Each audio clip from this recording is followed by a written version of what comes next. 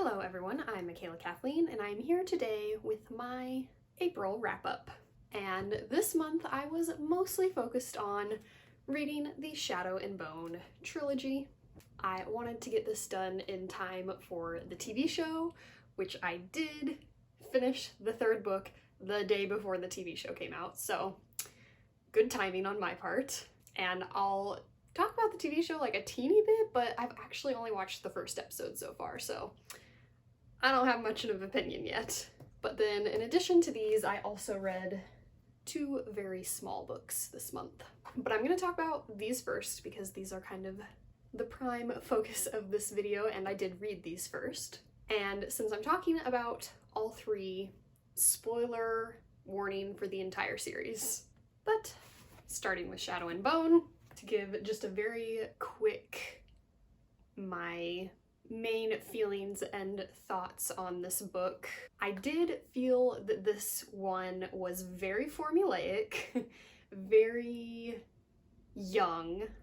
Like, it seemed like a very typical YA fantasy book for sure. Like, I kind of feel about this book the way that I feel about Matched, in regards to Matched being a very typical dystopian YA that came out at the time when dystopian YA was really big, and it just sort of went along with the trend but didn't do anything new or interesting.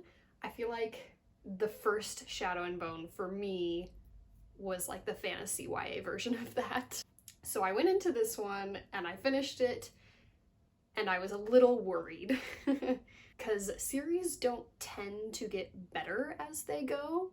And this for me was enjoyable enough. I gave it 3 stars, but it was just nothing special at all for me, which I somewhat expected. I had read Six of Crows last year at my coworker's recommendation, and she told me to read Six of Crows first because she's of the same opinion of me as me, in that Six of Crows is way better than Shadow and Bone. And so I did kind of have the expectation of okay, this isn't gonna be as good as Six of Crows. And it wasn't. Less mature than Six of Crows, for sure. I feel like Leigh Bardugo's writing style really developed between the Shadow and Bone series and the Six of Crows duology, and actually developed a lot within the Shadow and Bone trilogy, which I'll talk about later. But yeah, so those are kind of my overarching thoughts, but getting more into the nitty-gritty, going from beginning to end of the book, my thoughts as I went along. This was a very trope-laden book, which I think is part of what made it feel like that very cookie-cutter fantasy YA. But they had the good old makeover trope at the beginning, the good old thousands-of-year-old man is the love interest for a teenage girl trope. God, I love a good Edward Cullen character. The good old her just going through her initial training trope, which I did not find this to be one of the most interesting training montages, if you will, available in YA fantasy. I enjoy Aragon from the Inheritance cycle, his various training montages, better than this one. It's got the good old wise old mentor trope in Baghra, which, again, she's not my favorite wise old mentor. I liked her better in the second and the third book, but in the first book I found her just to be there and kind of boring. Again, give me Dumbledore or Brom any day. So yeah, just a lot of tropes, a lot of kind of cliches, if you will, and for me they weren't done in a very new or interesting way. So for me, the first half of the book, again, it was enjoyable enough, but I was just there's nothing new here. This isn't anything all that great. But it did improve in the second half of the book. I liked the reasoning behind why Alina's power is not working. Her suddenly remembering, having a sudden memory that explains it was a little bit clunky and also a little bit cliche, but the reasoning itself I did like. I liked that she's just been holding in her power all this time because she didn't want to be taken away from Mal, mostly, and the place she knew. Which, speaking of Mal, he's not my favorite love interest ever. I think he's not a lot of people's favorite love interest ever.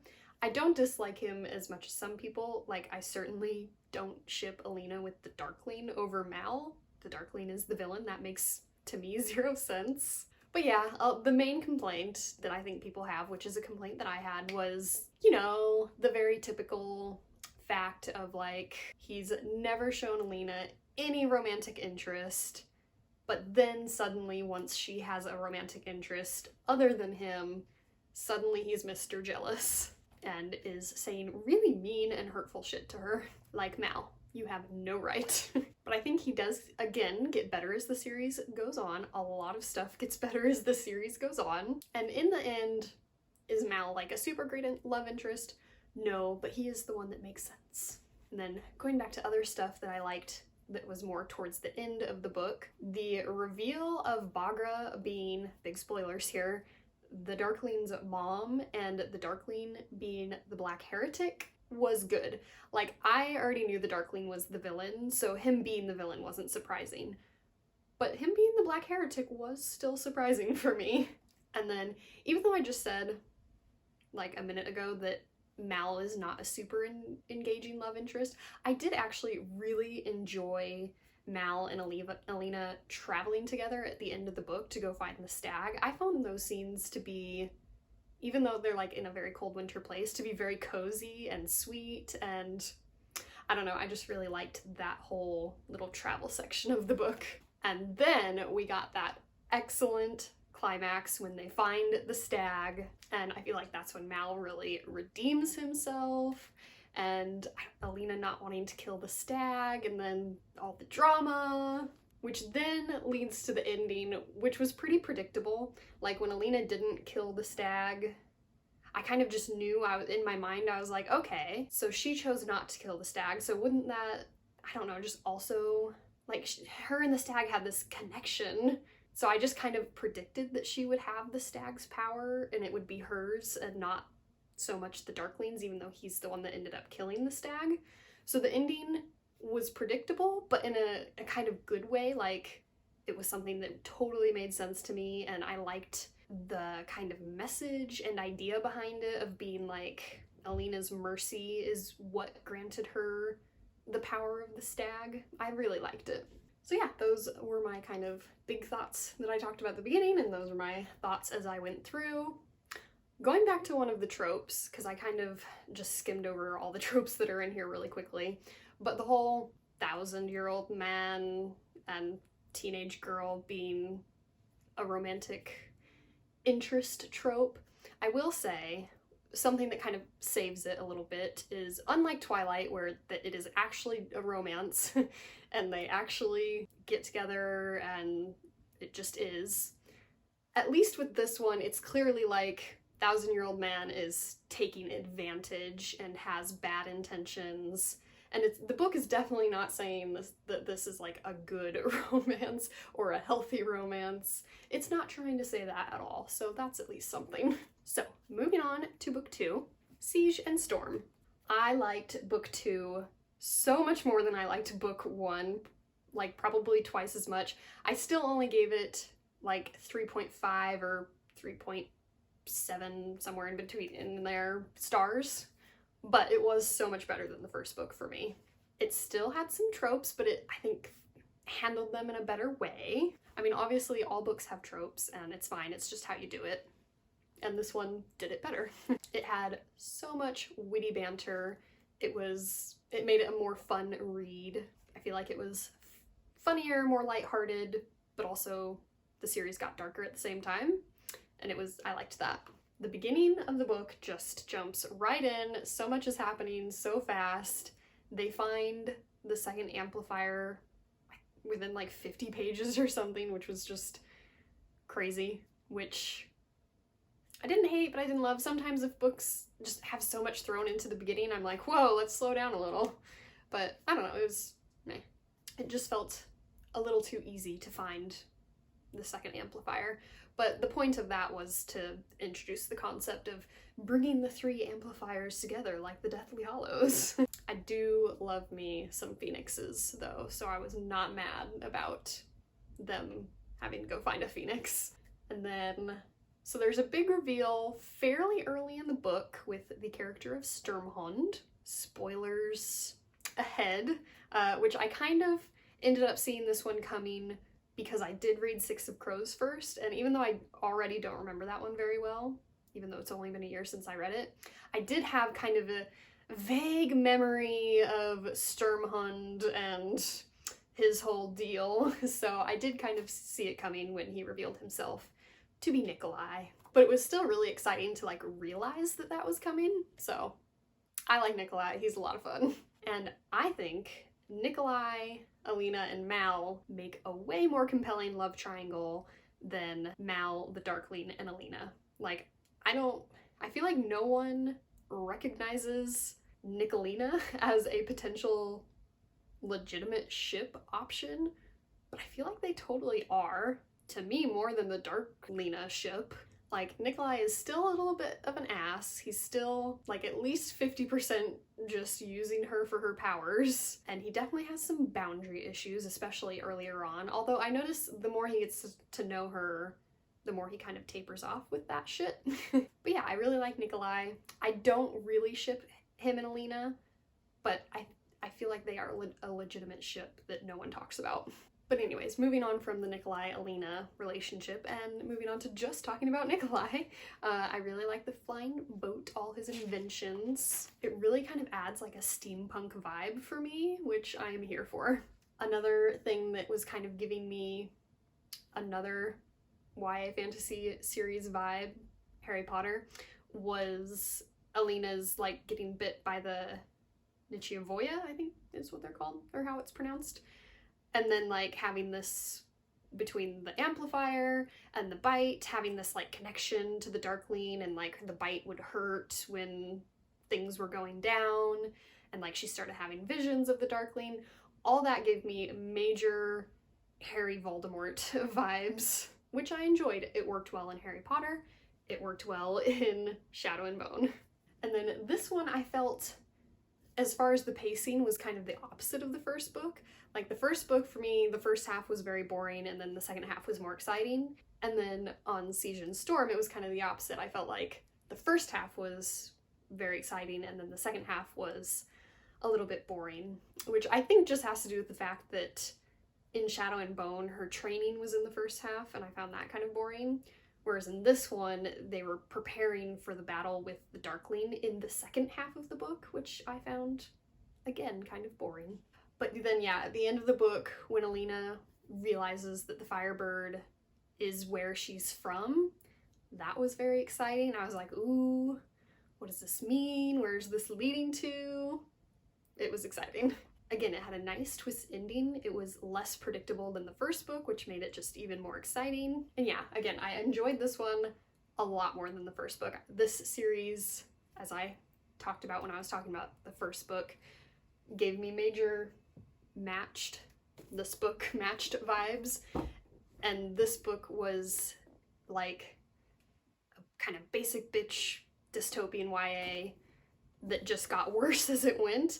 And I was worried that Shadow and Bone would be that way, but instead it got better as it went, despite starting off as what I feel was a little bit of a basic bitch fantasy YA. But on to the final book, which is Ruin and Rising, which again I liked even better than the second book. I didn't like it the amount better that I did from the first to the second. Like, I only liked it a little bit better than the second book, but still, improvement with every consecutive book. And this one I gave the full 4 stars. And at the beginning of this one, Alina is underground and injured and kind of at the mercy of the Apparat, which, of all the kind of villainy characters in this series, he is my least favorite. And by that I mean, like, he annoys me the most, I hate him the most. Like, he's a good character, well done character. I just hate him the most. I don't really know why. But in this one, at the beginning, I feel like you can see some of Alina's character growth She's kind of coming into her leadership role, which is nice. The beginning, when they're traveling through the tunnels, it gives me major Mockingjay vibes, the third Hunger Games book, when Katniss and her little group in the third book are traveling through the city together, and at one point they're in like sewers, so also underground. I don't know, it just gave me Mockingjay vibes. The setting and the fact that like I didn't really care about any of the side characters that are in the traveling group. I came to like them more in this book than the little side characters in Mockingjay because we get a lot more time with them. They end up being in the entire book. But at the beginning there, when they were traveling through the tunnels, I was like, I really only care about Alina and Mal and maybe Jinya and David. And then kind of getting more to the halfway point, they make their way into the mountains, they're with Nikolai, they're preparing to go try to find the Firebird. And at the beginning of that, I felt like, oh no, we're into another part where they're preparing for whatever. Like in the first book, she's doing her training. In the second book, they're preparing for the big battle, and now they're preparing to go find the Firebird. And in those first two books, those parts I found pretty slow and boring, and nothing really happens, and you're just kind of waiting for things to happen. And so when they first got to the mountain, I was like, oh no, we're in another big long section where we're going to be waiting for the next thing that's supposed to be happening. But that didn't end up being that way in this book. Like, the part where they're in the mountain, I feel like we learn new information, they're doing interesting stuff, the setting is really interesting, and they're not actually there for that long. Like, it doesn't take that long to get to the thing that they're preparing to do, which ends up getting interrupted anyways. So yeah, it was a much better little waiting period, I guess. And to be fair to the first and the second one, both of those, like the training and the preparing for the battle, did end up paying off. Like, the battle was good, the end of the first book was good, so there's some waiting for things to happen in this series, but it does always pay off. And then yeah, we just keep getting more and more reveals regarding the Darkling and Baghra's backstories, and it's always great. With the reveal this time, you're kind of set up to think, oh, Alina's gonna end up being related to the Darkling, and blah blah blah. And it again comes off as like something that's gonna be kind of like, oh, that's convenient, and kind of a very typical YA move to have Alina end up being related to the Darkling. But then Leigh Bardugo's like, nope, tricked you. Mal is the one who is related to the Darkling. Also, for a second, when it was going to be Alina, when we were being tricked into thinking that it would be Alina who was related to him, I was like, oh great, now that relationship is even grosser. And the whole Mal thing is set up pretty well. Like, you can see once it's revealed, like, the setup for it, like, it didn't totally come out of nowhere. Mostly in the whole, his, like, tracker skills being so unusual. Like, you got the idea earlier in the series that, like, oh, this is gonna become something, like, we're gonna find out why he's such a good tracker, and so, like, that finally paid off. Yeah, this one had a really good final battle, and then I also liked, like, the wrap-up after the final battle. This one definitely got a lot darker and a lot more mature than the first two. The series got both better and darker as it went. So yeah, overall, really enjoyed the series. Was very worried with the first book, but it got just better and better, and now I'm really excited to read King of Scars, which I have not read yet. I will probably read it next year. I'm kind of liking this vibe of, like, Six of Crows last year, Shadow and Bone this year, King of Scars next year. Really stretching it out and savoring the Grishaverse. And then one other final thought. I really enjoyed the theme throughout the three books of orphans. It really kind of gets driven home in this third book, and I don't know, I just like the way that Alina talks about it and thinks about it in this book. It's also got a little bit of found family vibe, not as strong as the found family vibe in Six of Crows, but that's my very favorite trope, so always love that. And yeah, just very enjoyable read. Now, on to the TV show. which is streaming on Netflix. Again, I've only watched the first episode, so I don't have a ton of thoughts yet, but I'm really loving all the actors so far. I'm really loving how they have incorporated the crows so far. And yeah, that might be all my thoughts. One thing that did click for me while watching the first episode, which I already knew all this information, but something about watching the first episode made it click for me. I don't know why.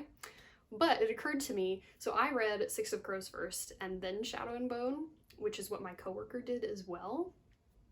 And it occurred to me, if you read them in the proper order, which you certainly do not have to, but if you do, there is a red herring in Six of Crows that is only a red herring if you have read Shadow and Bone. And that is, spoilers for Six of Crows as well as Shadow and Bone, but that is, in Shadow and Bone, you learn about amplifiers. People who amplify Grisha power if a Grisha kills them and wears their bones. And so naturally, amplifiers try very hard to hide the fact that they are amplifiers because it's dangerous to be an amplifier. And so they are very averse to touching people because that will reveal their power. So I feel like probably people who read Shadow and Bone before Six of Crows probably thought that Kaz would end up secretly being Grisha and an amplifier because of his aversion to touching people. But then Leigh Bardugo was just like, nope, turns out he just has the most tragic backstory in the history of the world. So I really appreciated that after the fact, even though I didn't personally get that red herring because I had not read Shadow and Bone when I read Six of Crows. But anyways, that was just a fun little thing that I kind of noticed. I don't know if anybody else out there has the experience of reading Crows first and then Shadow and Bone and realizing that they missed out on that red herring. But moving on from Shadow and Bone, I'll now talk about the other two small books that I read this month. So the first one was Royally Fierce, which took about 15 minutes to read. I cashed in my Disney Insider points to get this, but it's just a little book full of illustrations of the Disney princesses with little, like, inspirational quote things on the pages. So just a cute little read. And then the second little book that I read this month was Icelandic Folk Legends by Alda Sigmundsdóttir, which this came in my Bibliophilic Excursions subscription box quite a long time ago. That month's box was Iceland, so I got this book and then a fiction book. And yeah, this was just 15 little folk legends, so pretty much exactly what you would expect out of folk legends. If you like the Brothers Grimm, you would like these stories. It was certainly interesting to learn a little bit about Iceland. There was kind of a little introduction that talked about Iceland, and then at the end of a lot of the stories there would be like a little note giving a little bit of background information about the story. There were two stories in the book that were very similar to Rumpelstiltskin, and then there were two with the old folk legend trope of a parent has promised their firstborn child to a witch or etc. But I did kind of appreciate that both of them, instead of the mom being the one who got into this terrible deal, which is how it always goes on the Brothers Grimm stories, instead it was the dad who made these terrible deals. But there was also a story that was just kind of all about women being possessions, so. But what can you expect from stories from the 1750s? I also appreciate that, much like in the Brothers Grimm, everyone in these stories had the same name. Like, I feel like all the countries only had like 3 names to work with back in the day. But yeah, there were some very weird stories in here. Folk legends tend to be that way.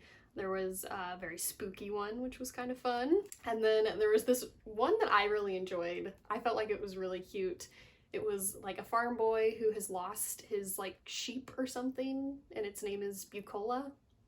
Maybe it was his horse. I don't remember what kind of a creature, but he goes to get it, and then they're being chased by trolls, and every time the trolls are about to catch up with them, the boy is like, "Oh, Bucola, what do we do?" And the creature would be like, "Pull a hair out of my tail or something and lay it on the ground." And the sheep or horse or whatever it is would like cast a spell to like bring up a wall of fire or a mountain or whatever. And then the trolls would get past it somehow. And the farm boy would go, "Bucola, what do we do?" And I don't know. I just found the story kind of cute for some reason. But yeah, cute little folk legends. So these are the 5 books that I read in April. Let me know down below what you read this month, and also if you read Shadow and Bone to catch up in time for the series and what you are feeling about the series. I hope you enjoyed watching, and now on to the quote for today's video, which today I have a quote from Harry Potter, and it is from Dumbledore, and it goes, "It does not do to dwell on dreams and forget to live." Thanks for watching. Remember, words matter.